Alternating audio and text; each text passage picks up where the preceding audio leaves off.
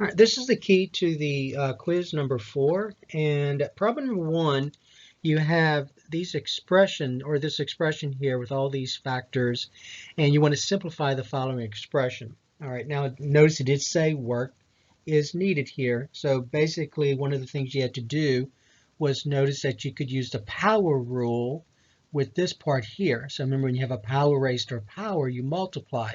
So this part here, can be written as x to the 6th power because 2 times 3 is 6. So I'm going to go ahead and put that here. So I have 2 x to the 4th, y to the 7th times 7, and then that becomes x to the 6th power, and then y squared. Now what I'm going to do next is I'm going to, remember multiplication is commutative, so I'm going to group all the factors together that I can simplify. For example, 2 times 7, I can simplify. So I'm going to write that as 2 times 7, and then I'm going to put x to the 4th times x to the 6th, and then y to the 7th times y squared. Because with this part here, I can use the product rule. Remember, the product rule for exponents says that when you multiply like bases, you add exponents. So 6 plus 4 would be 10, and then 7 plus 2 for this part here would be 9. So then you get 14 x to the 10th, because remember the product rule, when you multiply like bases, you add exponents. 6 plus 4 is 10, and then 7 plus 2 is 9. And then there's the answer. So you get 14 x to the 10th, y to the 9th. All right. Now number 2, we have this following expression. Now I just went ahead and rewrote it here because you can't see it very well here. So I rewrote it here. And the first thing I wanted you to do is to notice again, I can use the product rule. So I'm sorry, the power rule here, excuse me, power rule. So when you have a power raised to a power, you multiply those exponents. So then this becomes 30 x to the 4th times x to the 15th power. 5 times 3 is 15, divided by 5, x to the 6th. The next thing I'm going to do is simplify this part here that's in the numerator, because I can use the product rule here. So in a multiply like basis, I add exponents. So this becomes 30, x to the, and then 4 plus 15 is 19, divided by 5x to the 6th. And then at this point, I'm going to, you see you have 30 divided by 5, so I can reduce this. And remember here, you have x to the 19th divided by x to the 6th. That's the quotient rule. And so the quotient rule says that when you divide like bases, you subtract exponents.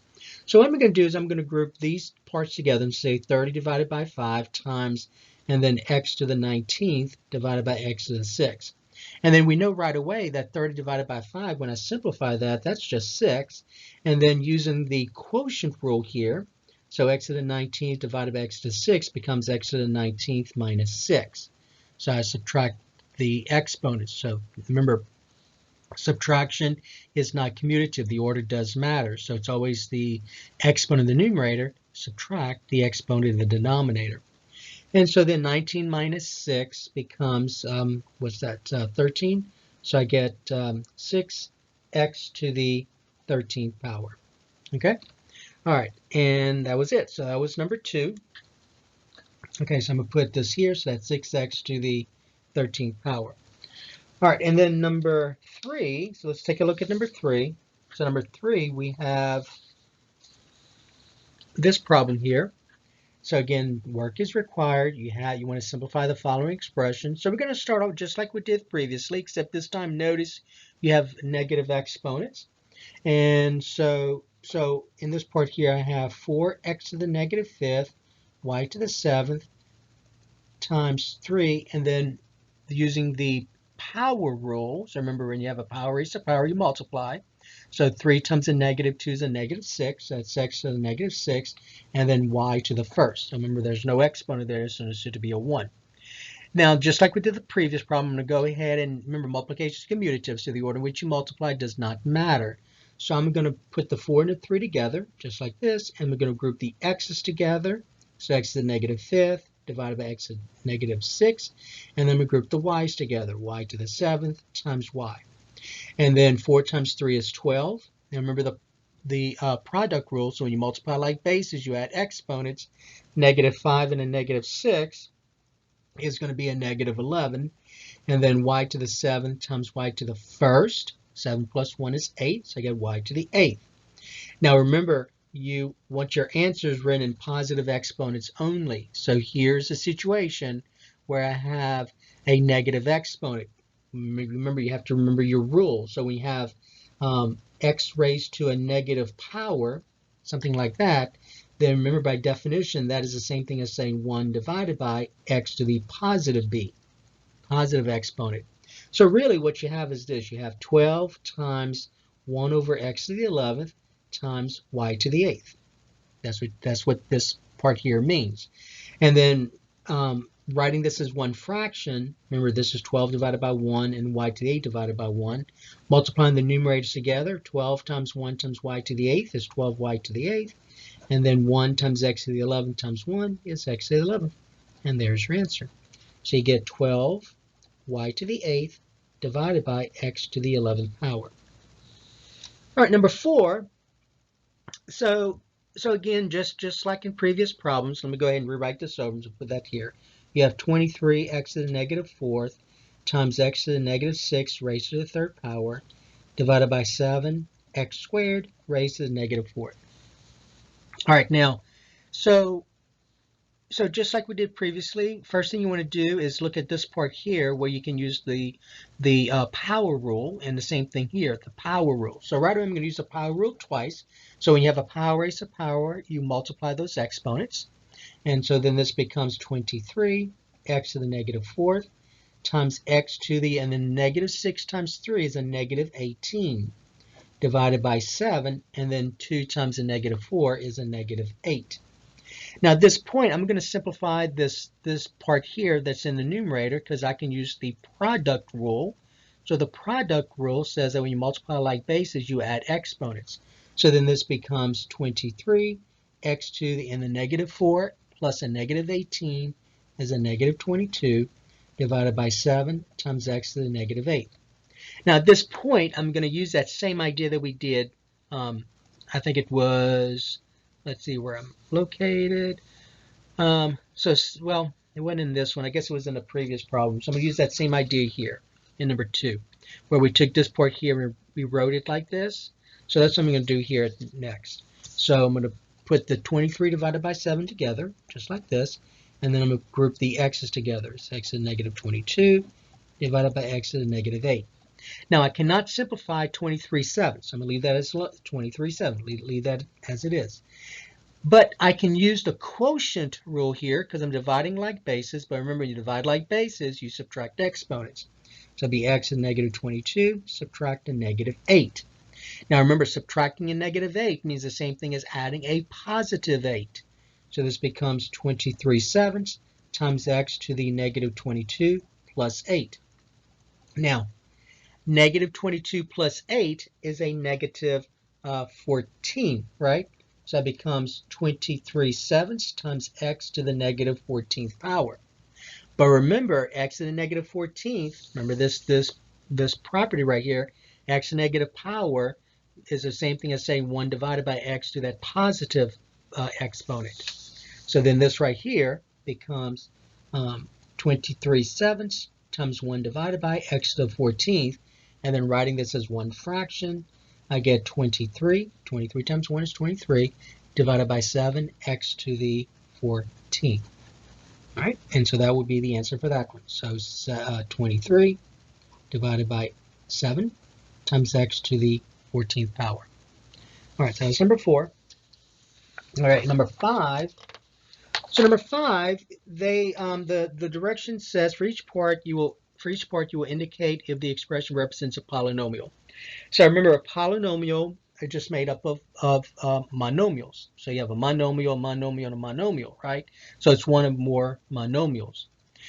And the thing that makes this one right here a polynomial for the first part is to notice that all of these terms here, the exponents are positive integers. All right, so you have x squared, you have x to the first, and then you have this constant. So this would be a polynomial. Now over here, what makes this not a polynomial is that this exponent here is negative. Remember, your exponents must be positive integers, okay? And so if you notice, I have a 5, that's a positive integer, but this 3 is not a positive integer, that's a negative integer. And you have x to the first, that's a positive integer. So this is the issue here. So then that makes this not a polynomial. Over here, you'll notice that what makes this not a polynomial is that this exponent here is not an integer. It's a decimal, right? So remember, positive integers. So this would be not a polynomial. Now, technically, you could say positive integers or 0, right? Because these constants here, 5 and 1, really are degree 0. So recall, let's see that 5 right here. 5 I can write as 5 times x to the 0 power. So sometimes you may see this. You rarely will you see a polynomial where the constant term is written with a variable. But just remember that these two are equivalent, and so the exponent is 0, which is allowable for a polynomial, because that's a constant. And x is 0, remember, is 1, and then 5 times 1 is 5. Now, right here in letter D, all of these exponents are positive integers, right? 6, 3, 2, and then there's your constant, which really has degree 0. But it doesn't matter that this is a fraction here. You can have fractions here. You can have, for your coefficients, you can have any real number. Does not matter. It doesn't have to be integers. It could be any real number, rational or irrational. So 2/3 allowable. So that may have caused some of you an issue when you saw that. That's okay. Your coefficients can be any real number. You just need to make sure you look at those exponents. The exponents must be positive integers, or in this case, this monomial where you have a exponent of 0. So this would be a polynomial. All right, now number 6. So when you look at number 6, the direction says that you want to determine the degree of the monomial or polynomial. So if you look at this polynomial right here, so to determine the degree of a polynomial, you look at the degree of each term. So if you look at 7x minus 2, the degree of 7x, remember that's that exponent, and then since there's one variable, you just look at the exponent, so that's 1. The degree of a constant is 0. We talked about that in this part here, where right here. So where 5, you see this constant? I can write as 5x to the 0, so the degree is 0. The exponent is 0. And so in determining the degree of this polynomial here, this binomial, it's going to be the one with the largest number. So there'll be a 1 here. Over here, if you look at each of those terms, the degree of that first term is 3. It's just that exponent. The degree of the second term is 8. The degree of that third term, the exponent, is 3. The degree of the fourth term, that exponent, is 1, and the degree of a constant is 0. And then the larger of those is this 8. So the degree of that polynomial is 8. In college algebra, that degree is going to mean something. So next semester, when you get into the chapter that deals with polynomials again, this idea of the degree will mean something. Now in this case, notice that I have this monomial, which is a polynomial. Remember, a polynomial is one or more monomials, but it has multiple variables. And so that confuses people. So when you have a monomial with multiple variables and you want to find the degree, you add all those exponents. So 3 plus 5 is 8. So the degree of that polynomial or monomial would be 8. So in this case here, if you look at the terms, each of those terms here that I just underlined, they have multiple variables. But you just add up those exponents. 2 plus 1 is 3. 4 plus 1 is 5. And then this is just one variable, so you just look at the exponent, which is 1. And so the degree of this polynomial would be this larger number here, so it'll be a 5. Okay? All right, number 7, you want to add up those terms here. So you're going to combine like terms. So let's start out with the x to the 5th, the one with the largest exponent. So the coefficient here is 6, and so I see another one here. That coefficient here is understood to be a 1. So 6 plus 1 is 7. So this becomes 7x to the 5th power. Then if we go down, the next exponent would be 4. So this coefficient here is a -3. I see another x to the 4th here. That coefficient is a +2. So a -3 plus 2 is a -1, right? So that becomes -x to the 4th power. Then we go to x cubed, that's a +2 here, and then that's a +4. That's easy. 2 plus 4 is 6, so it's 6x cubed, +6x cubed. Then we go to that.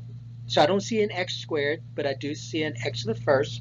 So I have a +1 right here, and then a -5, right? So a +1 and a -5 is going to be a -4. So it'll be a -4x. And then your constant, a -7 plus, and then here's another one, a -2 is a -9. And so there's your answer. So 7x to the 5th minus x to the 4th plus 6x cubed minus 4x minus 9. All right, in this one, same idea. So let's see, I have an x to the 4th, so I have one here and also see another one here. So a -3 plus 2, remember, is a -1, so it becomes a -x to the 4th. Then the next exponent less than 4 is 3, so I see one here, so -2x cubed. And that's the only one I see, right? So I'm just going to rewrite it over. Then I don't see an x squared, but I do see an x. I see 2 terms that have x to the 1st power. So a +8 plus a -1, right? Which is a 7. So it becomes 7 plus 7x. And then your constants, a -2 and a +5. So -2 plus 5, remember that's 3. So it just becomes +3. And so that's the answer to 7b. Okay, number 8. In this case, notice you're adding 2 polynomials, and in part B, you're subtracting 2 polynomials. So adding 2 or more polynomials is easy. You're just going to do it just like you did number 7. You just combine like terms, right? So basically you have, and by the way, it says put in descending order. So we're going to start with x to the 8th.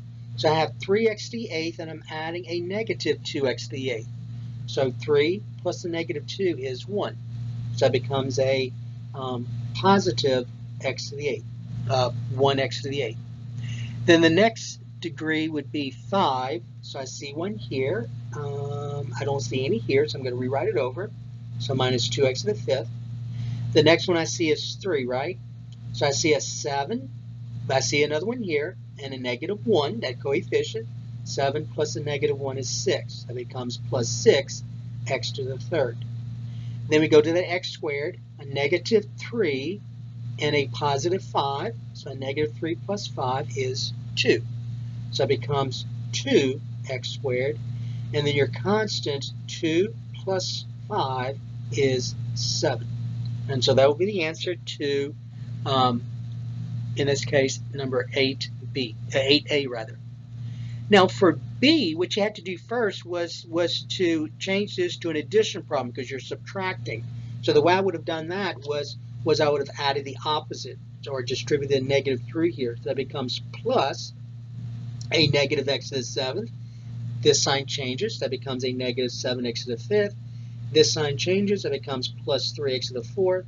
And then this becomes minus 2x, and then plus 5. And then we're going to do this just like we did that one. So I'm just going to combine like terms. Remember, put it in descending order. So I see an x to the 7th. I have a 4 and a -1, x to the 7th, right? So that becomes a positive 3x to the 7th. The next one will be x to the 5th. I have a term here, and I have a term here.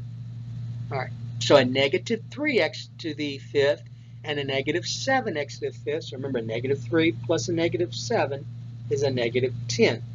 So that becomes minus 10x to the 5th. Then we go to x to the fourth. I see a 5x to the fourth here, and I see a positive 3x to the fourth. So that'll be 5 plus 3 is 8. So it'll be 8x to the fourth. I don't see any x cubes or x squares, but I do see x to the first. So I have a negative 7 here and a negative 2 here. A negative 7 plus a negative 2 is a negative 9. So it becomes minus 9x. And then your constants, a positive 3 and a positive 5 is a positive 8. And so that would be the answer to 8b. Okay, number 9, work is required. Basically what you wanted to do here was to multiply these two binomials. And so in terms of work, we're just going to go ahead and use the FOIL method. And so I have 3x times 2x is 6x squared. The outer, 3x times a negative 4 is a negative 12x. And then the inner, a negative 7 times 2x is a negative 14x. And then the last, a negative 7 times a negative 4 is a positive 28. Combining like terms, a negative 12 and a negative 14 is a negative 26. I get 6x squared minus 26x plus 28. So that will be the answer to this one. Okay, number 10. Number 10, same idea, except you're squaring a binomial. So in doing that, it might be very helpful to rewrite this as 5x minus 7 times 5x minus 7. And then use the FOIL method like we did previously. So 5x times 5x is 25x squared. The outer, 5x times a negative 7 is a negative 35x. The inner is also a negative 35x. And then the last, a negative 7 times a negative 7 is a positive 49. Combining like terms, a negative 35x and a negative 35x is a negative 70x. So it becomes 25x squared minus 70x plus 49. And so that will be the answer to number 10. And there's your work there. Number 11, there was no work needed because you could, all you really need to do is to notice that you had to use the distributive property. And so I have 3x squared times 7x to the fourth. So 3 times 7 is 21, right? And then x squared times x to the fourth. So when you multiply like bases, you add exponents. 2 plus 4 is 6. Then we go to the next one. 3x squared times a negative 3x cubed. First of all, a positive times a negative is a negative. 3 times 3 is 9. And then we have x squared times x cubed. So remember, when you multiply like bases, you add exponents. 2 plus 3 is 5. Then we go to the next one. 3x squared times a negative 8x squared. So 3 times a negative 8 is a negative 24. X squared times x squared. When you multiply like bases, you add exponents. So it'll be x to the fourth. Then we go to the next one. 3x squared times 2x. 3 times 2 is 6, positive 6. And then x squared times x to the first, remember that's understood to be a 1, will be x cubed. And then finally, 3x squared times a negative 5. So 3 times a negative 5 is a negative 15. And then we have just x squared. And so that will be the answer to number 11. Number 12, no work is needed. In part A, you want to write this following number in scientific notation. So remember, in writing a number in scientific notation, you have to have one non-zero digit in front of the decimal point. So move that decimal point all the way to the right until it's between the 4 and the 8. So then this becomes 4.892 times 10. And remember, I moved it to the right. So I moved it 1, 2, 3, 4, 5, 6. So I moved it 6 places. But remember, this is a number less than 1, right? So then that means my exponent here has to be negative. So it'll be a negative 6. All right, in the next one, you want to write this number in standard notation. So you just want to change this to a number that's not written with a power of 10.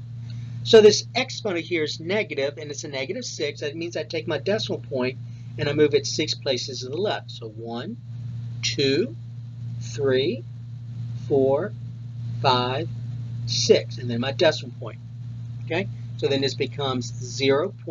And then I have 4 zeros. 1, 2, 3, 4. 1, 2, 3, 4, and then 2, 3, 7. All right, that's number 12. And then finally, number 13, work was needed for this one. And so you want to multiply these two expressions. And both of those are written in scientific notation. So the work that I wanted you to do is to actually remember multiplication is commutative. So the order in which you multiply does not matter. So what we really wanted to do was to put the 6 and the 2.4 together. So you have 6 times 2.4, and then the powers of 10. So that's 10 to the negative 4th times 10 to the negative 3rd. And then 2.4 times 6, if you multiply that out, let's see, that's 24.